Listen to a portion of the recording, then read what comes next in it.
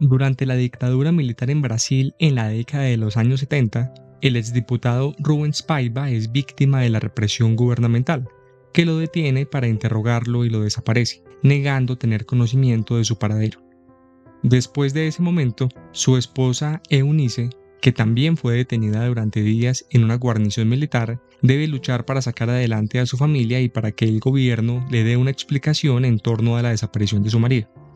Basada en las memorias de Marcelo Rubens Paiva, Aún estoy aquí, parte de la tragedia de una familia, para hacer un crudo retrato del drama de la sociedad brasileña en los tiempos de la dictadura.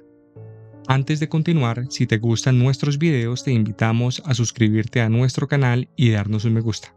No te quita mucho tiempo y nos motiva a seguir generando contenido.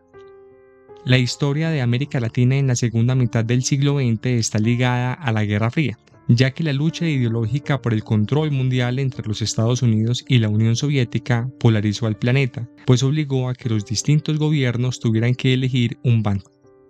Estados Unidos tenía claro que debía imponer su control sobre los países de la América Latina, que veía como su patio trasero, y en consecuencia no escatimó esfuerzos en evitar que se consolidaran gobiernos de vocación socialista o liberal, por lo que destinó grandes recursos militares y económicos para financiar y apoyar a movimientos afines a los norteamericanos para que se instalaran en el poder, algunas veces como aliados y otras como títeres. Esto dio lugar a la proliferación de gobiernos dirigidos por juntas militares o generales con mano de hierro que se encargaron de mantener a raya los brotes comunistas que, en su sentir, ponían en peligro la libertad y estabilidad del mundo moderno, los cuales, y a pesar de que sus logros en la economía fueron disímiles entre un país y otro, y de que unos eran independientes de los Estados Unidos, mientras que otros eran simples dictadores de opereta de las llamadas repúblicas bananeras, tenían como común denominador la represión y utilización de la tortura, el genocidio, la censura y la violación sistemática de derechos humanos y políticos como instrumentos de control. No sobra reiterar que los Estados Unidos jugaron un papel determinante en la consolidación de estas dictaduras mediante la implementación de la Operación Cóndor, al punto que siempre se ha vinculado dicho plan en el asesinato de figuras relacionadas con gobiernos de izquierda, como el de Salvador Allende en Chile o el de João Goulart en Brasil. En el caso de Brasil, la dictadura militar ascendió al poder en 1964 tras derrocar a Goulart, que se exilió a Uruguay, donde murió una década más tarde de un infarto, aunque siempre se ha discutido la posibilidad de que en realidad hubiera sido envenenado. La dictadura se mantuvo entre 1964 y 1985, con 5 presidentes de origen castrense, que estaba diseñada como una democracia en apariencia, ya que el presidente tenía amplios poderes y no era elegido por voto popular, sino por el Congreso, que estaba controlado por el partido del gobierno y la oposición carecía de posibilidades reales de hacerse con el poder. Para el año 1971, el presidente era el general Emílio Garrastazu Médici, que concentró gran parte de su gestión en reprimir a los opositores políticos y la guerrilla urbana, implementando el espionaje y la tortura como herramientas para lograr ese cometido. No en vano, los años de Médici se conocen como los años de plomo. Una de las víctimas más sonadas de la dictadura fue Rubens Paiva, quien había sido diputado federal por el Partido Laboralista Brasileño entre 1962 y 1964. Cuando, tras oponerse a la implementación de la dictadura militar con ocasión del golpe de Estado a Goulart, fue despojado de sus derechos políticos junto con otros 102 opositores mediante el primer acto institucional de la Junta Militar. Después de un breve autoexilio, regresó a Brasil para dedicarse a sus negocios y ejercer la ingeniería, aunque nunca dejó de tener contacto con la oposición, en particular quienes permanecían en el exilio. Por eso, y tras vinculársele aparentemente de forma equivocada con Carlos Lamarca, uno de los líderes de la guerrilla que luchaba contra el régimen, el 20 de enero de 1971 fue apresado y llevado a un cuartel para ser interrogado, donde fue asesinado en algún momento dentro de las 72 horas siguientes, aunque el gobierno nunca reconoció haberlo hecho y jamás dio información sobre su paradero. Solo después de las investigaciones realizadas por la Comisión Nacional de la Verdad a partir de su institución en 2011, se confirmó que la dictadura militar fue la responsable de la desaparición y asesinato de Rubens Paiva. Sus restos, sin embargo, nunca se recuperaron.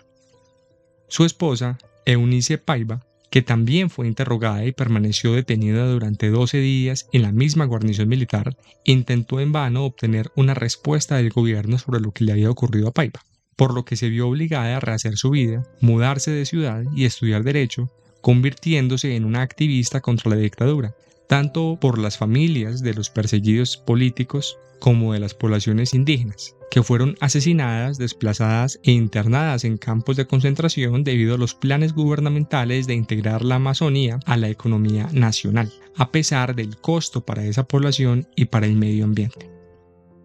El escritor Marcelo Rubens Paiva, uno de los hijos de Paiva, relató la desgarradora experiencia de su familia en la novela autobiográfica Aún estoy aquí, que se publicó en 2015 y sirvió de base para la película del mismo nombre. Lo interesante de la historia es que se centra en las emociones y sentimientos de los miembros de la familia, mostrando las transformaciones que sufren con ocasión de la desaparición de Paiva. Porque la película empieza por mostrar la cotidianidad de la familia Paiva, sus relaciones, personalidades e intereses, y aunque lo que se muestra en los primeros minutos los refleja como una familia bastante unida y feliz, no llega al extremo de idealizarla, pero muestra una imagen lo suficientemente positiva que hace que el día que detienen a Rubens Paiva sea un punto de inflexión que destroza la aparentemente idílica vida que llevan. Por eso, destaca el contraste que en ese momento toma la película, pues las risas y los paisajes coloridos, soleados y alegres del primer acto son reemplazados por un cuartel militar lúgubre, con escasa iluminación, gritos, dolor y una atmósfera opresiva. Aunque tras ese segundo acto la película gana algo de luminosidad, la oscuridad no desaparece en absoluto, pues la película explora la revictimización de los Paiva, que tras perder a su padre y esposo, desde ese momento siguen viviendo bajo el asedio constante del gobierno y experimentan la ausencia de apoyo de personas cercanas que prefieren tomar distancia para no quedar bajo el ojo del régimen, lo cual, en cierta forma, los invisibiliza en una sociedad que tolera ese tipo de atropellos. La narrativa a partir de elementos no verbales está muy bien trabajada por parte de Walter Salles, que hace su mejor película como director hasta la fecha. Nada de esto sería posible, sin embargo, sin un gran elenco, que en este caso cumple con creces lo que se esperaba de él, en particular Fernanda Torres, que renuncia a la teatralidad o la exageración dramática a la que muchas actrices hubieran recurrido para retratar el drama de Eunice, para, en su lugar, sorprender con una actuación contenida y cuasi estoica, que transmite la compleja situación emocional que está atravesando, a menudo ejecutando escenas desprovistas de diálogo en las que la interpretación depende de miradas, gestos, movimientos corporales y en especial de los silencios de su personaje. Un aspecto que destaca de la película es cómo utiliza la alegría como forma de protesta o de resistencia. Algunos de los momentos en los que se ve esto son, por ejemplo, cuando a pesar de las dificultades económicas, Eunice invita a su familia a salir a comer helado, o cuando ella insiste en posar sonriendo con su familia para una fotografía para un periódico en lugar de aparecer abatida y triste, o cuando mientras se encuentra detenida en el cuartel militar, quien ocupa la celda contigua, seguramente otro detenido político, empieza a cantar una canción de amor.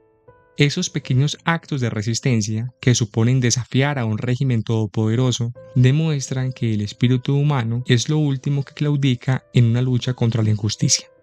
Por eso, y pese a que el contexto histórico es parte fundamental de la película, esta no es tanto una lección de historia, sino una lección sobre cómo afrontar las dificultades y mantener la frente en alto.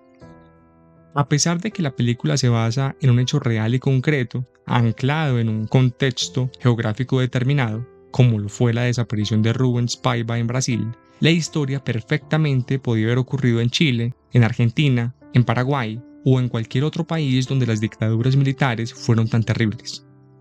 Y más aún, podía haber pasado en lugares que no tuvieron dictaduras tan marcadas, pero sí persecuciones por parte de organizaciones diferentes del gobierno.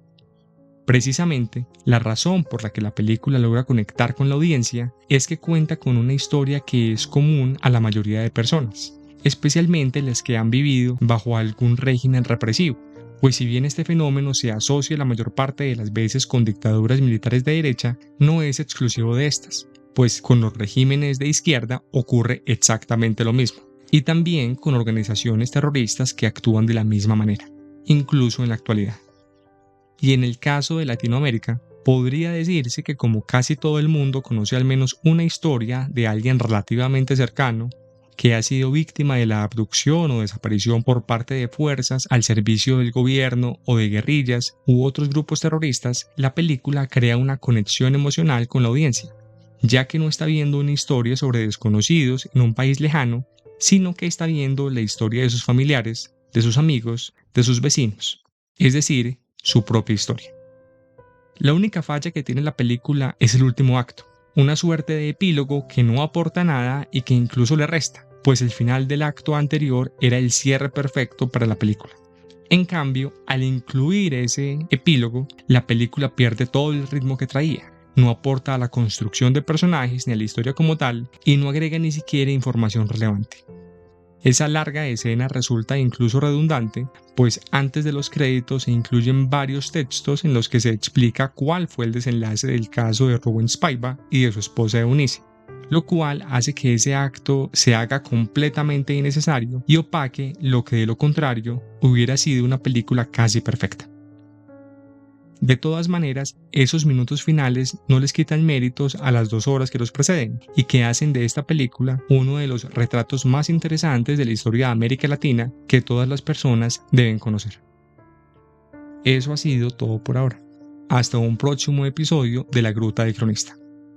Recuerden suscribirse a nuestro canal y visitarnos en lagrutadelcronista.com.